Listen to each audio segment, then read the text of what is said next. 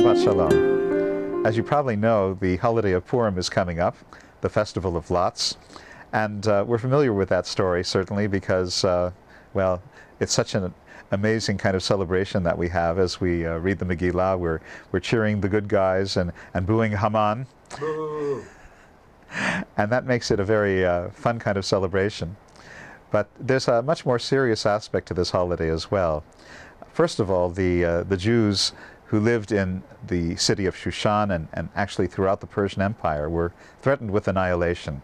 This is something that unfortunately we've had to face more than once in our history. But it's an interesting story also in that it runs parallel to the situation of modern Jews today. And why is that? First of all, we're talking about a story in which God really does not make even a single appearance. There is this aspect of Hester Panim, the hidden face of God, in the story of Purim. It seems to be an interaction that takes place 100% on the human level.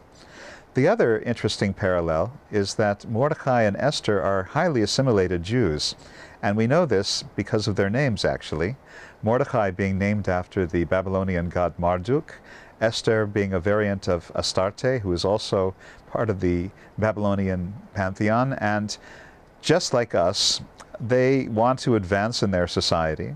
And so we see that Mordecai is hanging around the royal court, and we see that Esther advances through the ranks of Persian society and is actually elevated to the position of queen alongside a Gentile king.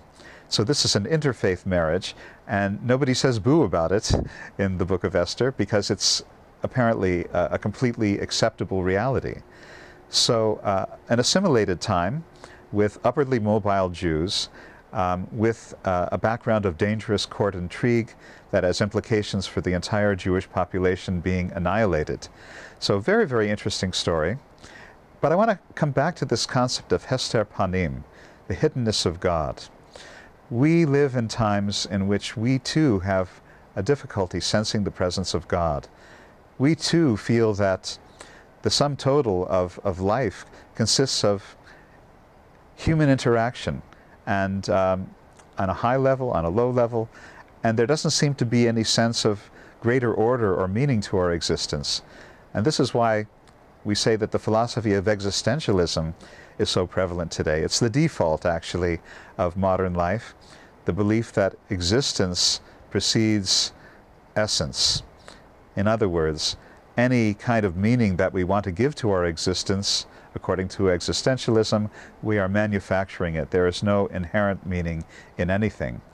And I think that this might have been very much the experience of Mordecai and Esther in their time, because their interactions are on the human level, and the miraculous saving of the Jewish people in that generation seems to be a completely human interaction. And yet the background is that God is pulling the strings of all the puppets in this Purim drama.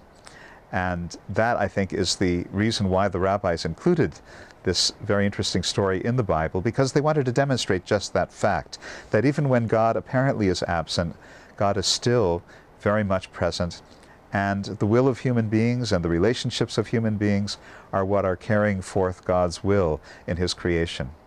Something to file away in the back of our awareness as we celebrate Purim this year is that even though we may have trouble sensing the presence of God or believing in the existence of God, maybe we've had things happen in our life that make it very difficult for us to believe in or trust in God, nevertheless, God is an indestructible reality, and God is always making His will known in subtle ways, if not obvious ones, in every little thing that happens to us in our lives.